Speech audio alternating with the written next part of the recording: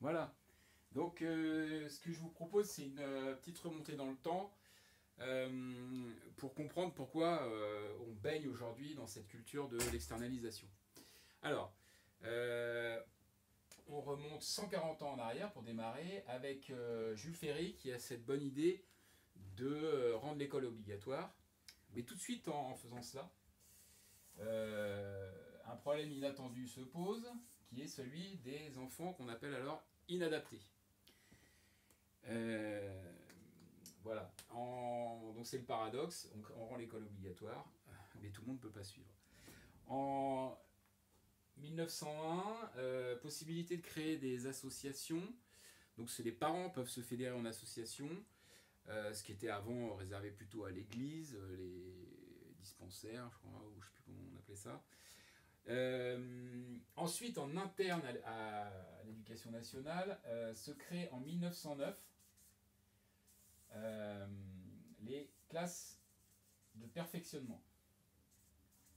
Alors la classe de perf, c'est déjà une logique ségrégative à l'intérieur même de l'éducation nationale, puisque en fait ça revient un peu, je prends souvent cet exemple-là, ça reviendrait un peu à un hôpital qui pour soigner les maladies nosocomiales, donc maladies attrapées à l'hôpital, on imagine qu'un hôpital pour soigner les maladies nosocomiales ouvrirait un deuxième hôpital à côté pour s'en occuper.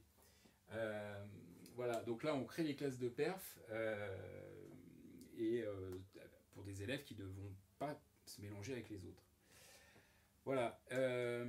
Ensuite, étape suivante, les associations de parents se sont un peu structurées. On se rend compte que c'est un vrai plus pour ces enfants dont on ne sait pas trop quoi faire.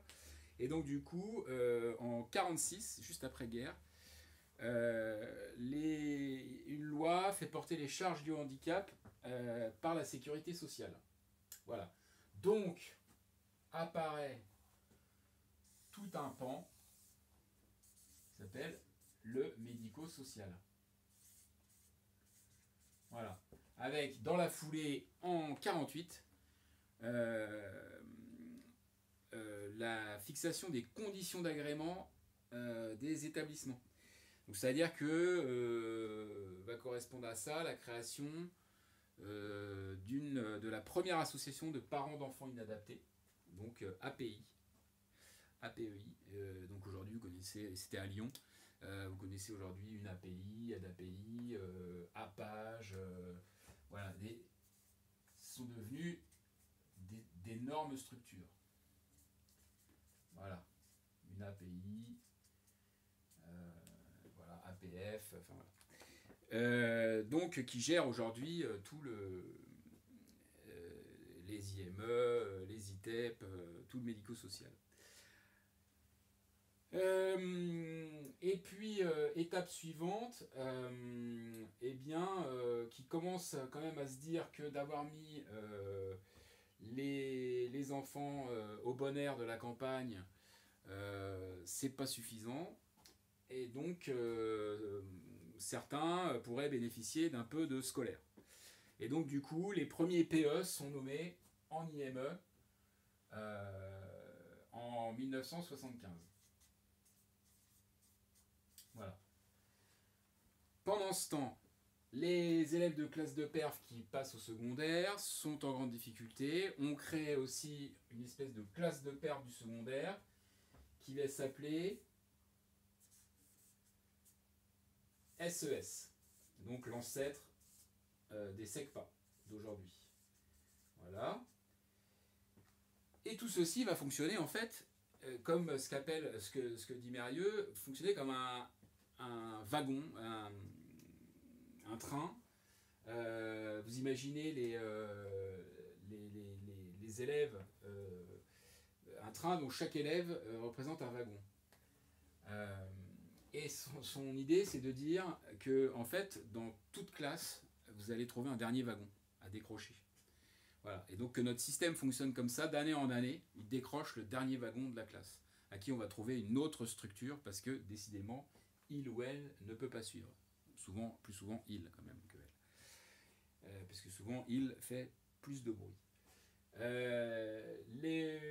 Donc va s'installer comme ça un système où il y a toujours un dernier wagon à faire partir, et on a même nos derniers wagons du coup en SECPA. Moi j'ai travaillé en SECPA, et donc en SECPA, quand on n'en peut vraiment plus, qu'un élève est vraiment trop violent, on va l'envoyer en... Alors je dis on va l'envoyer, oui c'est souvent ce que les élèves disent, c'est ils m'ont mis en... enfin c'est ce que les élèves disaient en tout cas, en ITEP. Voilà. Donc ITAP, ITEP. Facile de s'en rappeler. Ensuite, même en ITEP, je me suis renseigné, les collègues ont une possibilité d'envoyer le dernier wagon si vraiment un élève est trop violent, et donc c'est l'hôpital de jour. Voilà. Donc voilà, vous comprenez le principe, il y a toujours, on se demande, on part du principe qu'on se demande quelle va être l'autre structure qui va être plus adaptée. Voilà. Et c'est ainsi qu'on a créé cette culture de l'externalisation.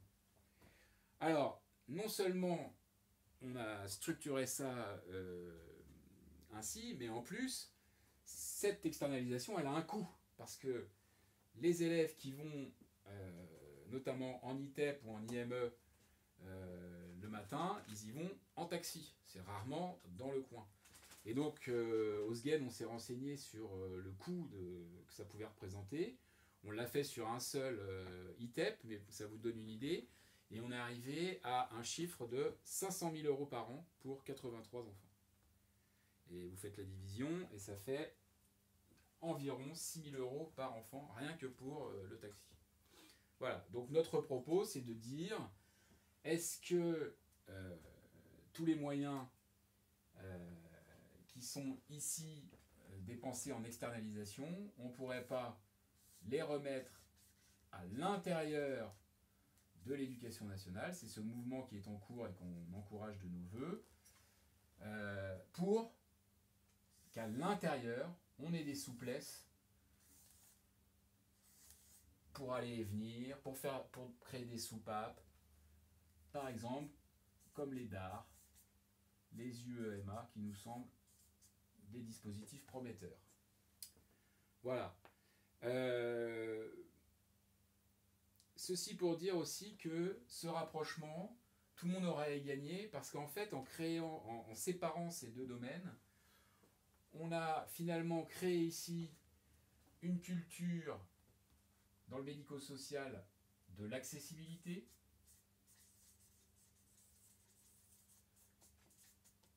et ici une culture de la compensation. Voilà. Alors je développe un peu. Ça veut dire qu'ici, on s'est centré plutôt sur l'individu, et ici plutôt sur le collectif.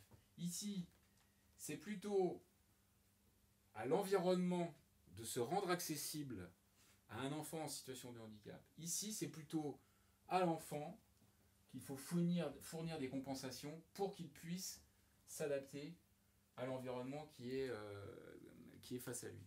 Et ceci fait qu'il serait intéressant de rapprocher ces deux cultures plutôt qu'elles fonctionnent chacun dans leur coin, et ça pourrait être un enrichissement que ces deux cultures se rapprochent et s'enrichissent. Qu'ici, on découvre qu'il peut être aussi enrichissant de s'adapter, d'adapter l'environnement, puisque l'environnement scolaire n'est pas du tout adapté à l'accueil d'enfants en situation de handicap. Et ici, aussi se demander comment peut-être l'enfant peut plus s'adapter à l'environnement qui l'entoure. Voilà l'essentiel de ce que nous revendiquons actuellement, c'est-à-dire ce rapprochement entre l'éducation nationale et le médico-social. Voilà.